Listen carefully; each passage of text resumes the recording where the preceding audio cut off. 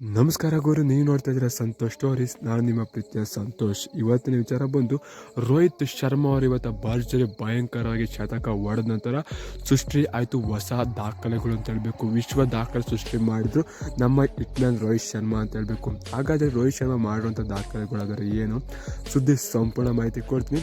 ಅದಕ್ಕಿಂತ ಮುಂಚೆ ಇನ್ನು ನಮ್ಮ ಚಾನಲ್ಗೆ ಸಬ್ಸ್ಕ್ರೈಬ್ ಆಗಿದೆ ಅಂದರೆ ಕೂಡಲೇ ಕಡೆ ಕಾಣೋ ಸಬ್ಸ್ಕ್ರೈಬ್ ಬಟನ್ ಮೇಲೆ ಕ್ಲಿಕ್ ಮಾಡಿ ಸಬ್ಸ್ಕ್ರೈಬ್ ಆಗಿ, ಹಾಗೆ ಪಕ್ಕದರ ಬೆಲ್ಲೈಕೆ ಪ್ರೆಸ್ ಮಾಡಿ ಆನಂತರ ಸೆಲೆಕ್ಟ್ ಮಾಡಿ. ಯಾಕಂದರೆ ನಾನು ಮಾಡೋ ಪ್ರತಿಯೊಂದು ನೋಡೋದಕ್ಕಿಂತ ಮುಂಚೆ ನೀವು ನೋಡ್ಬೋದು ಗುರು ಸಬ್ಸ್ಕ್ರೈಬ್ ಆದ್ರೆ. ಹಾಗಾದರೆ ಬನ್ನಿ ತಡ ಮಾಡೋದಕ್ಕೆ ವಿಡಿಯೋನ ಶುರು ಮಾಡೋಣ.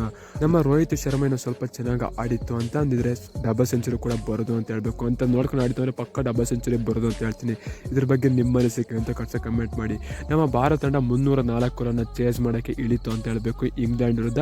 ಅಲ್ಲೇ ಗುರು ದಾಖಲೆ ಸೃಷ್ಟಿಯಾಗಿದ್ದು ನಮ್ಮ ಭಾರತ ತಂಡ. ಯಾಕಂತಾರೆ 100 ರನ್ ಪಾರ್ಟ್ನರ್ಶಿಪ್ ಕ್ಯಾಪ್ಟನ್ ಮತ್ತು ವೈಸ್ ಕ್ಯಾಪ್ಟನ್ ನಡುವೆ 100 ರನ್ ಪಾರ್ಟ್ನರ್ಶಿಪ್ ಹೊತ್ತು ಅಂತ ಹೇಳಬೇಕು. ಶುಭ್ಮನ್ ಗಿಲ್ 60 ರನ್ ನೋಡಿತು, 52 ಬಾಲ್ಗೆ ಆಯಿತು ಅಂತಂದರೆ ರೋಹಿತ್ ಶರ್ಮಾ 90 ಬಾಲ್ಗೆ 119 ರನ್ ಹೊರಡು ಅಂತ ಹೇಳಬೇಕು. ಇದರಲ್ಲಿ 12 4 ಮತ್ತು 7 6 ಹೊಡೆದ್ರು ರೋಹಿತ್ ಶರ್ಮಾ ಅಂತ ಹೇಳಬೇಕು. ಇನ್ನು ಬೆಂಕಿ ಬ್ಯಾಟಿಂಗ್ ಆಡಿದ್ರು ನಮ್ಮ ರೋಹಿತ್ ಶರ್ಮಾ ಅಂತ ಹೇಳಬೇಕು.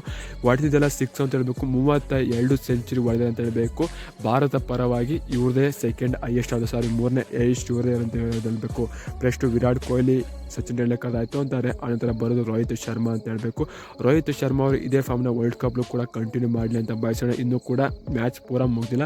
ನಾನು ಆಲ್ರೆಡಿ ವಿಡಿಯೋ ಮಾಡಿ ರೋಹಿತ್ ಶರ್ಮಾ ಅವರ ದಾಖಲೆ ಬಗ್ಗೆ ತಿಳಿಸ್ತೀನಿ ಅಷ್ಟೇ. ಇನ್ನೂ ಕೂಡ ದಾಖಲೆಗಳು ಇದ್ದಾವೆ.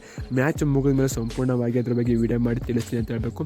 ರೋಹಿತ್ ಶರ್ಮಾ ಅವರು ಗುರು 7 6 ಇವರು ಸ್ಟಾರ್ಟಿಂಗ್ ಮಾತ್ರ ಡಮಾಲ್ ಡಿಮಿರ್ ಆಟ ಆಡಿದ್ರು ಅಂತ ಹೇಳಬೇಕು. ಇನ್ನೂ ಕೂಡ ಶ್ರೇಯಸ್ ಅಯ್ಯರ್ ಆಲ್ರೆಡಿ ವಿಡಿಯೋ ಆಡಬೇಕಾದ್ರೆ ಔಟ್ ಆಗಿದ್ರು. ಅಕ್ಷರ್ ಪಟೇಲ್ ಮತ್ತು KL ರಾಹುಲ್ ಬ್ಯಾಟಿಂಗ್ ಆಡ್ತಿದ್ರು. ಈ ವಿಡಿಯೋ ಮಾಡಿ ಮುಗಿಸೋತ್ತಿಗೆ ಅವರು ಕೂಡ ಯಾರು ಔಟ್ ಆಗಿರ್ತಾರೆ ಕೂಡ ಗೊತ್ತಿರೋದಿಲ್ಲ. ಆಲ್ಮೋಸ್ಟ್ ಆಲ್ ಇಷ್ಟೊತ್ತಿಗೆ ಇಂಡಿಯಾ ಮ್ಯಾಚ್ ಮುಗಿಸಿರುತ್ತೆ ಇಲ್ವಾ ಅಂತ ಕಮೆಂಟ್ ಮಾಡಿ ಗುರು. ಶುಭ್ಮನ್ ಗಿಲ್ ಮಾತ್ರ 60 ನೋಡ್ರು ಅಂತ ಹೇಳಬೇಕು. ಸ್ವಲ್ಪ ವಿರಾಟ್ ಕೊಹ್ಲಿ ಅವರು ಬೇಗ ಔಟ್ ಆದರು.